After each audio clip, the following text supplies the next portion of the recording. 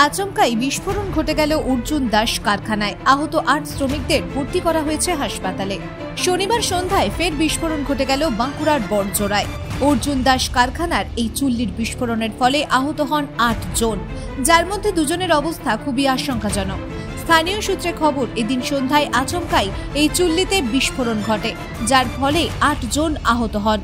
বড়জোড়া থানার পুলিশ খবর পেয়ে তড়িঘড়ি দুর্গাপুরের বিধাননগরের বেসরকারি এক হাসপাতালে আহতদের অ্যাম্বুলেন্সে করে নিয়ে যান। অ্যাম্বুলেন্স চালক জানান, ঘটনার খবর পেয়ে আমি তাড়াতাড়ি করে অ্যাম্বুলেন্স নিয়ে আসি এবং আহতদের হাসপাতালে নিয়ে যাই। হঠাৎ খবর আসে যে এখানে একটা ফ্যাক্টরিতে বাস্ট হয়েছে, অয়েল বাস্ট। কোন ফ্যাক্টরি? অর্জুন দাস। ঠিক আছে, তো আমি ওই ঘুটগুড়ে বাস স্ট্যান্ডে থাকি। দাঁড়ান, ওই বাস স্ট্যান্ডে থাকি, আমি একজন গাড়ি অ্যাম্বুলেন্স চালক। ঠিক আছে, আমার কাছে খবর আসার পরে আমি কারোর ফোন না পেয়ে, মানে কানে খবর পাওয়ার সাথে সাথে আমি ওই জায়গায় পৌঁছে যাই। ওই মুহূর্তে আমি গোটা সাথে পেশেন্টকে চাপিয়ে বড়জোড়া সুপার হসপিটালে নিয়ে আসি।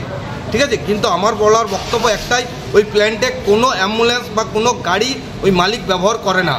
ম্যানেজমেন্টের লোকও ছিল না? ম্যানেজমেন্টের লোক ছিল, ইয়ের ঘরে সিকিউরিটি রুমের মধ্যে বস করে রেখেছিল, সেখান থেকে আমি তুলে নিয়ে আসি। কজন ছিল? প্রায় 7 থেকে 8 জন। মানে অবস্থা কি অবস্থা? অবস্থা 3 জনকার খুব আশঙ্কাজনক অবস্থা, আর মোটামুটি 5 জন। হয়েছিল কি? ফাটি বাস্ট হয়েছিল, যেটা বলা হয় আমাদের বয়লিং বলতে উপর দিকে উঠে গেছিল। আপনার নাম? আমার নাম লব ঘোষ, বাড়ি ঘুটগুড়িয়া গ্রাম, বড়জোড়া থানার অন্তর্গত ঘুটগুড়িয়া গ্রাম। অর্জুন দাস ফ্যাক্টরিতে আগুন বা বাস্ট হয় এরকম খবর পাই আমরা গেলাম। যাওয়ার পরে দেখি 8-10 জন লোক ক্ষতবিক্ষত অবস্থায়, পোড়াপুরি অবস্থায় পড়ে আছে। আমি আরও 2-4 জন গাড়িওয়ালা সবাইকে ডেকে আমরা সুপার ফেসিলিটি হসপিটাল নিয়ে আসি। ওইখান থেকে রেফার করে বিবেকানন্দ। মালিকের তরফ থেকে ফোন আছে, খবর আছে, বা এমএলএ ছিল দাঁড়িয়ে, তারাও বলে হসপিটালও ছিল, থানার কর্তৃপক্ষরাও ছিল, বলে বিবেকানন্দ যাই হোক সব পেয়েছে। হ্যাঁ, অবস্থা খারাপ। 3 জন। কজনকে নিয়ে আসছেন? 8 জনই এসছে, 4-5টা গাড়ি মিলে 8 জন এসছে। কর্তৃপক্ষের কি গাফিলতি ছিল? কোনো অ্যাম্বুলেন্স ছিল? সেটা বলতে পারছি না, কোনো গাড়ি নেই। আমাদের কাছে খবর গাড়ি নাই যে তাদের কোনো প্ল্যান্টে কোনো গাড়ি নেই। কি নাম আপনার? অজিত কর্ম। এই বিষয়ে স্থানীয় বিজেপি নেতা বললেন, এখানে মাঝে মধ্যেই এইরকম ঘটনা ঘটছে, আগেও হয়েছে। এখানে শ্রমিকদের কোনো নিরাপত্তা নেই, তাদের কথা ভাবা হচ্ছে না।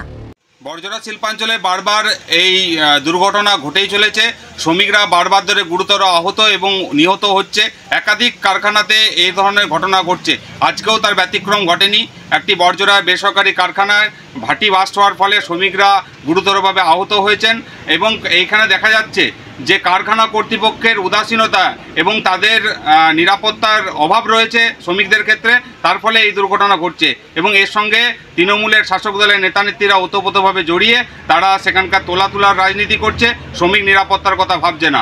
আমরা প্রশাসনকে ভারতীয় জনতা পার্টির পক্ষ থেকে বারবার জানানো সত্ত্বেও কোনো রকম সদুত্তর পাইনি এবং শ্রমিক নিরাপত্তার কথা এখানে কোনোরূপ ভাবা হচ্ছে না।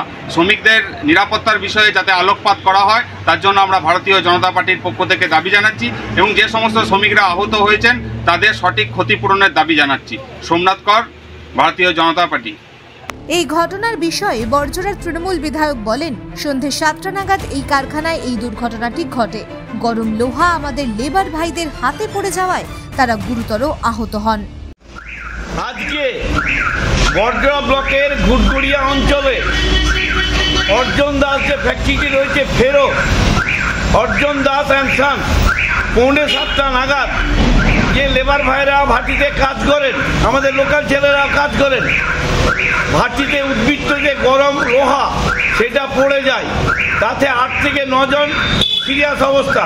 হাসপাতালে আমরা নিয়ে গিয়ে আমরা সেখানে ডাক্তারবাবুর প্রাথমিক চিকিৎসা করা হয়।